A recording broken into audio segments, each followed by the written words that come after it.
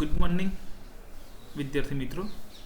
BCom semester 1 Gujarati medium વિદ્યાર્થી મિત્રો, અત્યારે આપણે ફાઇનાન્શિયલ એકાઉન્ટન્સીની અંદર યુનિટ નંબર 1B નોંધણી પહેલાંનો નફો કે નુકસાન એ ચેપ્ટર ભણી રહ્યા છીએ, જેની અંદર આપણે આપણા અગાઉના લેક્ચર્સની અંદર એને અનુરૂપ ઘણા દાખલા જોયા છે. આજે તમારા માટે હું એક્ઝામ્પલ નંબર 33 લઈને આવ્યો છું, જેની રકમ તમે સ્ક્રીન ઉપર જોઈ શકો છો. વિદ્યાર્થી મિત્રો, પારસ ટ્રેડર્સનો ચાલુ ધંધો તારીખ 1/1/2010થી ખરીદી લેવા તારીખ 1/5/2010ના રોજ આયુસી લિમિટેડની સ્થાપના થઈ. તારીખ 31/12/2010ના રોજની બાકીઓ નીચે મુજબ હતી. તો ઓફિસ ખર્ચ જે છે એ કુલ 31,950 હતો. જાવક માલ ગાડા ભાડું 12,000, ભાડું 78,000, પ્રાથમિક ખર્ચ 3,000, સંચાલક ફી 10,000, પગાર 18,900, વેચાણ ખર્ચ પણ જેની અંદર 25% ચલિત છે, કુલ 21,600, ડિબેન્ચર વ્યાજ 5,000, ઘાલખાત જે છે એ તારીખ 1/5/10 સુધીના ₹550 અને કુલ 1,500 રૂપિયા છે. ખરીદ કિંમત પર વ્યાજ, તો ખરીદ કિંમત તારીખ 1/6/10ના રોજ ચૂકવી 3,000 રૂપિયા. વ્યાજની આવક તારીખ 1/7/10 પછી ₹25,000 આપણને મળેલી છે. હવે અન્ય વિગતો જોઈએ આપણે, તો એની અંદર એક નંબર ઓફિસ ખર્ચમાં ₹7500 જાહેરાત ખર્ચના છે. 2 તારીખ 1/5/10 સુધી કર્મચારીઓ 60 હતા, ત્યારબાદ 20 થઈ ગયા. પ્રથમ 6 માસના સરેરાશ માસિક વેચાણ કરતાં બાકીના 6 માસનું સરેરાશ માસિક વેચાણ 3 ગણું હતું. વર્ષ દરમિયાન કાચા નફાનો દર એક સરખો છે, જે પડતર કિંમત પર 25% છે. વાર્ષિક વેચાણ ₹7,50,000 છે. કંપનીની નોંધણી પહેલાં અને પછીનો નફો દર્શાવતું પત્રક તૈયાર કરો. તો વિદ્યાર્થી મિત્રો, તમે અહીંયા જુઓ કે અહીંયા આપણે આગળ જે દાખલો ગણ્યો હતો એનાથી થોડો અલગ દાખલો છે. એટલે તમે વિદ્યાર્થી મિત્રો, મેં તમને કહેલું કે હું તમને જે એક્ઝામ્પલ સારા છે પરીક્ષાની દ્રષ્ટિએ અને ચેપ્ટરની દ્રષ્ટિએ એવા દાખલા હું તમને ગણાવીશ કે જેથી તમને આ દાખલાના આધારે તમને ચેપ્ટર્સ જે છે આપણું એની અંદર તમને ખ્યાલ આવી જાય. વિદ્યાર્થી મિત્રો, અહીંયા હું તમને નમૂનાના દાખલા ગણાવું છું, કારણ કે આપણી પાસે એટલો સમય નથી હોતો કે આપણે આખું ચેપ્ટર જે છે તમને ગણાવી શકીએ. એટલે જે પણ ઇમ્પોર્ટન્ટ દાખલા હશે એ જ અમે તમને કરાવીએ છીએ. બાકીના દાખલા તમારે ઘરે પ્રેક્ટિસ કરવાની રહેશે. તો વિદ્યાર્થી મિત્રો, ચાલો આપણે આપણી ગણતરી શરૂ કરીએ. તો આપણે ગણતરી શરૂ કરીએ તો આપણે તમને ખ્યાલ હશે વિદ્યાર્થી મિત્રો કે જ્યારે પણ આપણે ગણતરી કરીએ છીએ ત્યારે સૌથી પહેલાં આપણે આપણું સમયનું પ્રમાણ જે છે શોધીએ છીએ. અને આપણે આ દાખલાની અંદર, એટલે કે આ ચેપ્ટરની અંદર આપણો સમય જે છે એ 2 ભાગમાં વહેંચેલો છે. એક નોંધણી પહેલાંનો સમય અને બીજો નોંધણી બાદનો સમય. તો નોંધણી પહેલાંનો સમય અને નોંધણી બાદનો સમય કઈ રીતે ઓળખવો, તો મેં તમને કહેલું વિદ્યાર્થી મિત્રો કે જે તારીખની અંદર સ્થાપના શબ્દ આવે કે ભાઈ 1/5/10ના રોજ આયુસી લિમિટેડ સ્થાપના થઈ, તો 1/5 સ્થાપના થઈ એટલે નોંધણી બાદનો સમય થયો. તો 1/5 પહેલાંનો જે સમય છે એ કયો કહેવાશે? નોંધણી પહેલાંનો કહેવાશે. તમને સ્થાપના ક્યારે કરી? તો 1/5/2010. તો આ 1/5/2010 સુધી તમારો નોંધણી બાદનો સમય છે. તો એના અગાઉની તારીખનો શું કહેવાય? નોંધણી પહેલાંનો સમય. એટલે 1/1/2010 થી 30/4/2010 સુધીનો સમય કયો કહેવાશે? તમારો નોંધણી પહેલાંનો સમય કહેવાશે. તો ચાલો વિદ્યાર્થી મિત્રો, આપણે શોધી કાઢીએ. તો અહીંયા આપણે નોંધણી બાદનો સમય એટલે કે સ્થાપના ક્યારે કરી? તો 1/5/2010 થી આપણું હિસાબી વર્ષ ક્યારે પૂરું થાય છે? તો 31/12. તો 31/12/2010. તો હવે 1/5 પહેલાં કઈ તારીખ આવે? તો 30/4/2010. અને આપણે શરૂઆત ક્યારે વિચાર્યું ધંધો ખરીદવાનું? તો 1/1/2010. તો 1/1/2010. તો અહીંયા 1/1/2010 થી 30/4/2010 સુધીનો સમયગાળો કહેવાય 4 માસ. અને 1/5/2010 થી 31/12/2010 સુધીનો સમયગાળો કહેવાય 8 માસ. એટલે કે 4/8 બરાબર 1/2 એ આપણું સમયનું પ્રમાણ થશે. હવે સમયનું પ્રમાણ શોધ્યા બાદ તમારે બીજી ગણતરી કઈ કરવાની છે? તરત જ તમારે વેચાણનું પ્રમાણ શોધવાનું. તો વેચાણનું પ્રમાણ શોધવા માટે તમારે વિદ્યાર્થી મિત્રો તમારા વેચાણને ધારવું પડશે. કે ધારો કે તમારું વેચાણ, કારણ કે આપણે અહીંયા વાર્ષિક વેચાણની વાત થતી હોય ત્યારે આપણે વાર્ષિક વેચાણ આપણું ધારવું પડશે. એટલે ધારો કે આપણું વાર્ષિક વેચાણ કેટલું છે? 12 રૂપિયા છે. તો દરેક મહિનાનું વેચાણ કેટલું થાય? 12/12 બરાબર 1 રૂપિયો થાય. એટલે આપણું સરેરાશ વેચાણ કેટલું થયું? 1 રૂપિયો થયું. તો આપણે જે રીતે સમય છે, નોંધણી પહેલાંનો સમય, નોંધણી બાદનો સમય, તો નોંધણી પહેલાંનો સમય કેટલો છે? 4 માસ, જાન્યુઆરી, ફેબ્રુઆરી, માર્ચ અને એપ્રિલ. તો નોંધણી પહેલાંના સમયનું વેચાણ તો જાન્યુઆરી, ફેબ્રુઆરી, માર્ચ અને એપ્રિલ, બરાબર છે. અને બાકીના 8 મહિના કયા છે? નોંધણી બાદનો. તો મે, જૂન, જુલાઈ, ઓગસ્ટ, સપ્ટેમ્બર, ઓક્ટોબર, નવેમ્બર અને ડિસેમ્બર, આ મહિના કયા છે? બધા નોંધણી બાદના છે, બરાબર છે. હવે આપણને જે હવાલો આપ્યો છે, એટલે આપણે સૌથી પહેલાં આપણે સરેરાશ વેચાણ લખી દઈએ, બધાનું એક એક લખી દીધું. આ આપણે ધાર્યું એટલા માટે. હવે આપણે જે હવાલો આપ્યો છે એની અસર આપીએ. તો શું કહ્યું છે કે પ્રથમ 6 માસના સરેરાશ માસિક વેચાણ કરતાં બાકીના 6 માસનું સરેરાશ માસિક વેચાણ 3 ગણું હતું. એટલે પ્રથમ 6 માસ તો જાન્યુઆરીથી જૂન એના વેચાણ કરતાં જુલાઈથી ડિસેમ્બરનું વેચાણ કેટલું છે? 3 ગણું છે. તો જુલાઈથી ડિસેમ્બરનું વેચાણ 3 ગણું કરીએ આપણે, અને બાકીનું વેચાણ 1 થશે. એટલે આપણે જે હવાલો આપેલો છે એની અસર અપાઈ ગઈ કે પ્રથમ 6 માસના સરેરાશ વેચાણ કરતાં બાકીના 6 માસનું સરેરાશ માસિક વેચાણ 3 ગણું છે. તો તમે જોઈ લો, 1, 2, 3, 4, 5 અને 6, આ 6 મહિનાના વેચાણ કરતાં બાકીના 6 મહિના 1, 2, 3, 4, 5 અને 6, આ 6 માસનું વેચાણ 3 ગણું થઈ ગયું. તો બસ આ જ રીતે વિદ્યાર્થી મિત્રો તમારે પરીક્ષાની અંદર પણ હવાલાની આ રીતે અસર આપવાની, જેથી તમારો દાખલો જે છે, એટલે કે તમારું વેચાણનું પ્રમાણ છે એ સાચું આવે. તો હવે આપણે જોઈ લઈએ કે કુલ વેચાણ કેટલું થયું. તો 1, 2, 3 અને 4, એટલે કે 4. હવે 1, 2, 3, 4, 5, 6, 6 તરી 18, 19 અને 20, એટલે કે 4:20, એટલે કે 1:5 એ જે આપણું વેચાણનું પ્રમાણ થશે. હવે આપણને અહીંયા દાખલો શરૂ કરવા માટે શું જોઈએ? સૌથી પહેલી વિગત કાચો નફો. પણ આપણને કાચો નફો જ નથી આપેલો, પણ આપણને હિન્ટ આપેલી છે કે વર્ષ દરમિયાન કાચા નફાનો દર એક સરખો છે, જે પડતર કિંમત પર 25% છે. વાર્ષિક વેચાણ ₹7,50,000 હતું. તો અહીંયા આપણને કાચા નફાનો દર આપેલો છે, તો આપણે કાચો નફો શોધવો પડે. તો ચાલો આપણે એની ગણતરી કરીએ. એટલે કાચો નફો એ પડતર પર 25% છે. એટલે ધારો કે આપણી મૂળ કિંમત કેટલી હોય? ₹100 હોય, તો તેનો નફો 25% એટલે કેટલો થાય? ₹25 થાય. એટલે આપણી પડતર કિંમત કેટલી થઈ? ₹125, બરાબર છે. તો ₹125 25 નફો, તો 7,50,000 કેટલો નફો? તો 7,50,000 ગુણ્યા 25 ભાગ્યા 125 બરાબર ₹1,50,000 જે છે એ આપણો કાચો નફો થશે. તો હવે આ કાચા નફાને આપણે વેચાણના પ્રમાણમાં, એટલે કે 1:5ના પ્રમાણમાં વેચી દઈએ. તો અહીંયા ચાલો આપણે વેચી દઈએ. તો કાચો નફો વેચાણના પ્રમાણમાં વેચતા તો નોંધણી પહેલાંમાં 25,000 અને નોંધણી બાદ જે છે 1,25,000 એ આપણી આવકમાં લખાશે. ત્યારબાદ આપણને બીજી વિગત આપેલી છે અહીંયા ઓફિસ ખર્ચ. ઓફિસ ખર્ચ 31,950 છે, પણ એને રિલેટેડ કંઈક હવાલો છે. અહીંયા કહ્યું છે કે ઓફિસ ખર્ચમાં ₹7500 જાહેરાત ખર્ચના છે. તો ચાલો આપણે એની પણ ગણતરી કરી લઈએ. તો ઓફિસ ખર્ચ 31,950 એટલે બાદ જાહેરાત ખર્ચ કેટલો? 7500. તો કુલ કેટલા વધ્યા?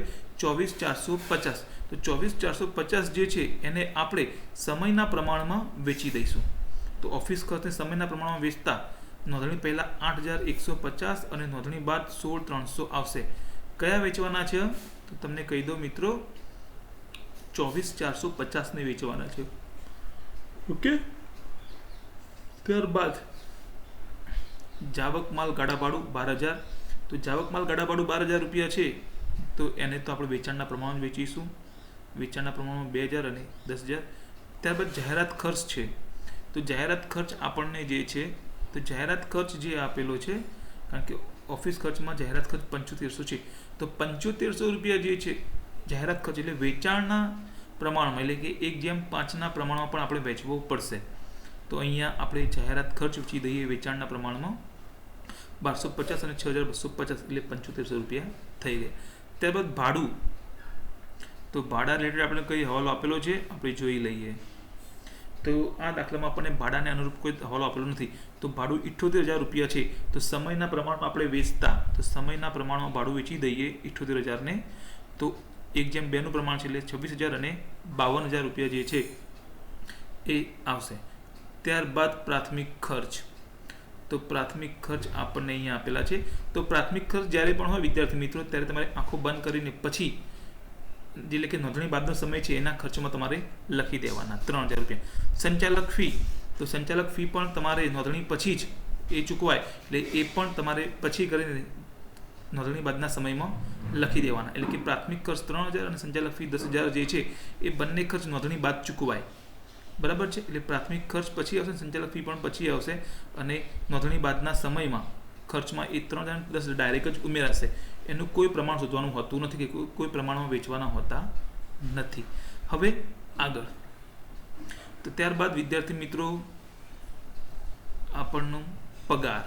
તો પગારમાં આપણને કશું કહ્યું છે નથી કહ્યું.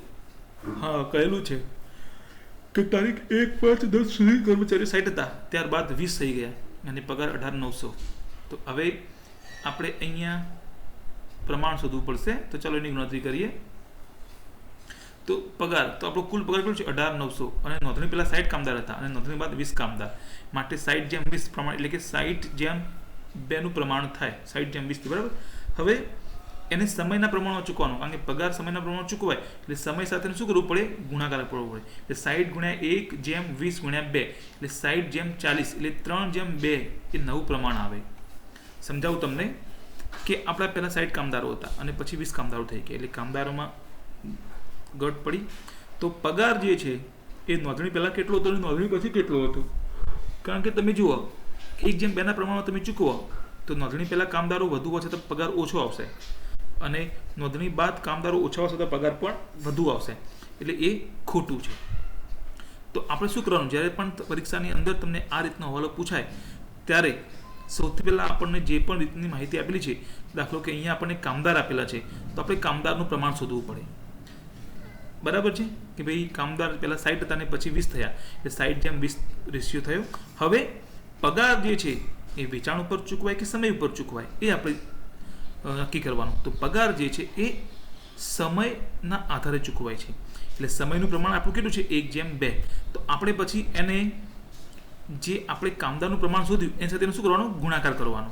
એટલે આપણને પગાર ચૂકવવા માટેનું નવું પ્રમાણ મળશે. તો આપણે 60/1 અને 20/2 એ બંનેનો ગુણાકાર કર્યો એટલે 60/40 આવ્યું. એટલે એનું પ્રમાણ કેટલું થયું 3/2. એટલે આપણું જે પગાર છે એ આપણે 3/2 ના પ્રમાણમાં ચૂકવીશું 18,900 ને. તો આપણે ચૂકવી દઈએ અહીંયા. તો પગાર 3/2 ના પ્રમાણ 11,340 અને 7,560. તમે જુઓ અહીંયા આવે કે 60 કામદારો તો ત્યારે 11,340 અને 20 કામદારો ત્યારે 7,560. બરાબર છે. આ સાચો જવાબ છે. તમે 1/2 ના પ્રમાણ ડાયરેક્ટ ચૂકવી દીધું હોત તો અહીંયા ઓછો હોત ને અહીંયા કંઈક અલગ આવત. એ ખોટું થાત વિદ્યાર્થી મિત્રો. એટલા માટે બરાબર છે.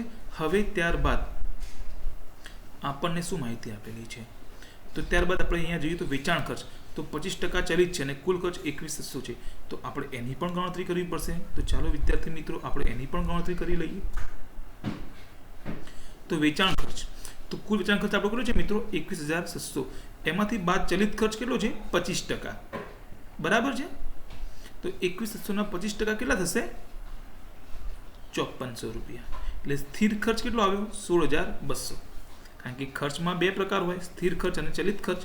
તો ચલિત ખર્ચ બાદ કર્યો આપણે તો બાકીનો કયો ખર્ચ વધ્યો, સ્થિર ખર્ચ 75%. તો હવે સ્થિર ખર્ચ અને ચલિત ખર્ચ એ અલગ અલગ પ્રમાણમાં વહેંચાય. બરાબર છે વિદ્યાર્થી મિત્રો. કઈ રીતે સમજાવું કે સ્થિર ચલિત ખર્ચ જે છે એને વેચાણ સાથે સંબંધ હોય, એટલે કે ઉત્પાદન સાથે સંબંધ હોય. તમારા ઉત્પાદન વધે એમ ચલિત ખર્ચ વધે. એટલે ચલિત ખર્ચ કયા પ્રમાણમાં ચૂકવાય, વેચાણના પ્રમાણમાં ચૂકવાશે. જ્યારે સ્થિર ખર્ચ એની સાથે સંબંધ હોય સમય સાથે, કારણ કે સ્થિર રહે. તમે ઉત્પાદન કરો કે ના કરો પણ તમારો સમય સાથે સ્થિર ખર્ચ તમારે ચૂકવવો જ પડે. સપોઝ કેમ કે તમે કારખાનું બંધ રાખો તો પણ તમારે ભાડું ચૂકવવું જ પડે. તો એ સ્થિર ખર્ચ થયો. એટલે સમય સાથે જે ખર્ચ સંબંધ ધરાવે છે એટલે આપણે સ્થિર ખર્ચ કહીશું અહીંયા આ દાખલાની અંદર, અને એ સમયના પ્રમાણમાં ચૂકવાશે. તો એ સમયના પ્રમાણમાં આપણે ચૂકવીશું. તો ચાલો ચૂકવી દઈએ. તો નોંધણી પહેલાં અને નોંધણી બાદ તો વેચાણ ખર્ચ એમાં ચલિત તો 5400 છે એને 1/5 પ્રમાણમાં વેચતા નોંધણી પહેલાં 900 અને ત્યારબાદ 4500. બરાબર છે. વેચાણ ખર્ચ સ્થિર 16,200 છે તો 1/2 નું પ્રમાણ સમયના પ્રમાણમાં વેચતા 5400 ને 10,800 કુલ 6300 અને 15,300. તો આપણે હવે ડાયરેક્ટ આ બંને રકમ જે છે એ આપણે લખી દઈશું અહીંયા. તો વેચાણ ખર્ચ સમય અને વેચાણના પ્રમાણમાં ચૂકવાશે અહીંયા. તો 6300 અને 15,300 આ ગણતરી કેવી રીતે આવી તો અહીંયા આપણે એને ગણતરી વિસ્તૃતમાં બતાવેલી છે. બરાબર છે વિદ્યાર્થી મિત્રો? તો તમારે પણ તમારા નોટબુકની અંદર આ ગણતરી બતાવવાની અને પરીક્ષામાં જો આ દાખલો પૂછાય કે આ હવાલો પૂછાય તમારે આ રીતે વ્યવસ્થિત એની ગણતરી બતાવવાની. હવે ત્યારબાદ ડિબેન્ચર વ્યાજ. તો ડિબેન્ચર વ્યાજ પણ ક્યારે મળે? પછી ડાયરેક્ટ જ આપણે એને લખી દેવાનું અહીંયા ડિબેન્ચર વ્યાજ પછી 5000. હવે ત્યારબાદ શું છે? ગાલખાત છે. બરાબર છે? તો ગાલખાતમાં શું કીધું છે? તો ગાલખાતમાં એવું કહ્યું કે તારીખ 1/5/10 સુધીના 550, ત્યારબાદ 1500. તો ચાલો આપણે એની પણ ગણતરી કરી લઈએ. તો અહીંયા તમે જુઓ કે ગાલખાત તો 30/4/2010 સુધી 550. અહીંયા 1/5 છે એટલે શું સમજવાનું? 30/4 સમજવાનું. બરાબર? 1/5 એટલે આગળનો મહિનો હોય એટલે 30/4 સુધીની 550.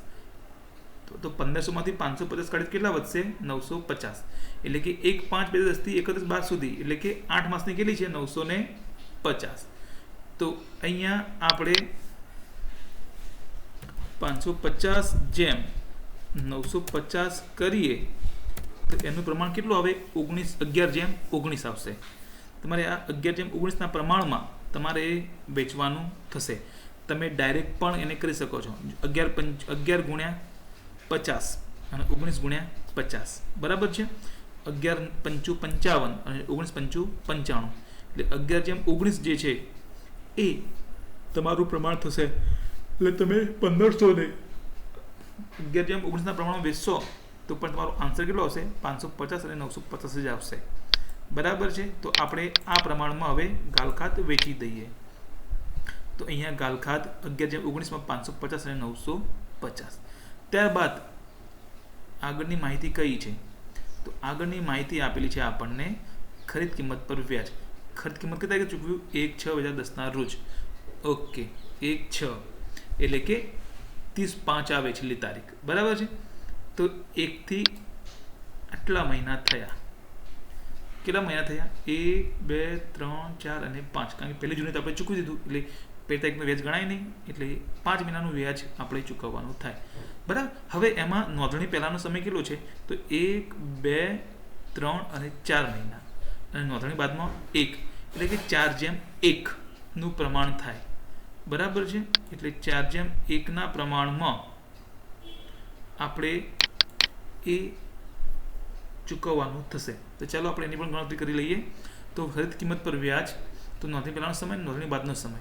તો 1/1/2010 થી 30/4/2010 સુધી તો 4 માસ થશે અને 1/5/2010 થી 31/5/2030 તો 1 માસ. બરાબર? કેમ? કારણ કે આપણે 1/6 રોજ ચૂકવીએ છીએ એટલે 1/6 એટલે એની આગળ તારીખ 31/5 આવે એટલે અહીંયા આપણે જોઈએ ને કે આપણે 4 મહિના નોંધણી પહેલાંના અને 1 મહિનો નોંધણી બાદનો એટલે 4/1 પ્રમાણ એ થશે. તો બરાબર વિદ્યાર્થી મિત્રો? તો હવે આપણે આપણું જે ખરીદ કિંમત પર વ્યાજ જે છે કુલ કેટલું છે? 3000 રૂપિયા. તો આપણે એને વેચી દઈએ 4/1 પ્રમાણમાં. તો ખરીદ કિંમત પર વ્યાજ 4/1 પ્રમાણમાં વેચતા 2400 રૂપિયા અને 700 રૂપિયા. ત્યારબાદ આપણને અહીંયા કહેલું છે કે મળેલું વ્યાજ આપણને કંઈક વ્યાજની આવક થઈ છે 31/7 પછી 1/7/2010 પછી રૂપિયા 25,000 વ્યાજની આવક થઈ. તો વ્યાજની આવક થઈ કઈ તારીખ? 1/7. તો આપણે જોઈએ 7 એટલે કયો મહિનો આવે? જુલાઈ. તો જુલાઈ મહિનો કયા મહિનામાં આવે? તો નોંધણી બાદ. નોંધણી બાદ આવે એટલે ડાયરેક્ટ જ આપણે ક્યાં લખવાનો? પછી. બરાબર છે? તો અહીંયા આપણે લખી દઈએ મળેલ વ્યાજ પછી. પણ શેમાં લખવાનું? આવકમાં. કારણ કે આપણને શું થઈ છે? આવક થઈ છે એટલા માટે. ઓકે? તો વિદ્યાર્થી મિત્રો આપણા બધા જ હવાલા અને બધી જ જે વિગતો હતી એ પૂર્ણ થઈ ગઈ. હવે આપણે સરવાળો કરીએ. ચાલો તો આપણે સરવાળો કરીએ મિત્રો પહેલાં કે 1,25,000 વત્તા 25,000 એટલે 1,50,000. હવે આ બાજુ આપણે આવક બાજુ જોયું તો અહીંયા 25,000 છે પણ અહીંયા આપણે 26,000 એક મોટી રકમ આપેલી છે. બરાબર છે? ભાડું જ. એટલે સીધી વસ્તુ છે કે ખર્ચ વધુ હશે અને આવક ઓછી છે. તો આપણે સૌથી પહેલાં શું કરવાનું? ખર્ચનો સરવાળો કરવાનો. તો ખર્ચનો સરવાળો કેટલો આવે? 57,990 અને આવકનું ટોટલ કેટલું છે? 25,000. બરાબર છે? તો 25,000 છે. તો હવે 57,990 ખર્ચ છે અને 25,000 આવક છે. તો નુકસાન કેટલું આવ્યું આપણને? ખોટ કેટલી થઈ? તો એ તફાવતને શું કહીશું આપણે? ચોખ્ખી ખોટ. તો 32,990. હવે આવક નોંધણી બાદના સમયમાં જોઈએ તો અહીંયા 1,50,000 છે અને એનો સરવાળો ખર્ચ આપણે કરતા ગયા તો થયું 1,26,960. તો આવક વધુ છે તો ચોખ્ખો નફો કેટલો આવ્યો? 23,040 રૂપિયા. તો વિદ્યાર્થી મિત્રો, પરીક્ષાની અંદર તમારે ધ્યાન રાખવાનું કે કઈ બાજુનો સરવાળો પહેલાં કરવો, ખર્ચ વધુ છે કે આવક વધુ છે, એ તમારે જજમેન્ટ લઈ લેવાનું અને ત્યારબાદ જ પછી તમારે આ જે ગણતરી છે એ કરવાની રહેશે. વિદ્યાર્થી મિત્રો, મને વિશ્વાસ છે કે તમને આ જે દાખલો ગણાવ્યો છે એમાં તમને ખ્યાલ આવી ગયો છે અને આ સાથે જ આપણું જે ચેપ્ટર છે એના મોટા દાખલા પૂરા થાય છે. હવે તમને એક દાખલો જે શોર્ટ એક્ઝામ્પલ છે એ ગણાવવાનું થશે. ચોક્કસ એનો વિડીયો હું મૂકીને તમને ગણાવી દઈશ, કારણ કે પરીક્ષાની અંદર એ 3 માર્ક્સમાં પૂછાય તો પણ તમને આવડવો જરૂરી છે. વિદ્યાર્થી મિત્રો, ઘરે રહો, સ્વસ્થ રહો, સલામત રહો અને જ્યારે પણ ઘરની બહાર નીકળો ત્યારે માસ્ક પહેરવાનું ના ભૂલશો અને વારંવાર તમારા હાથને સેનિટાઈઝ કરો અથવા તો સાબુથી હાથ ધોવો. તમારું અને તમારા પરિવારનું ધ્યાન રાખો. જય હિન્દ.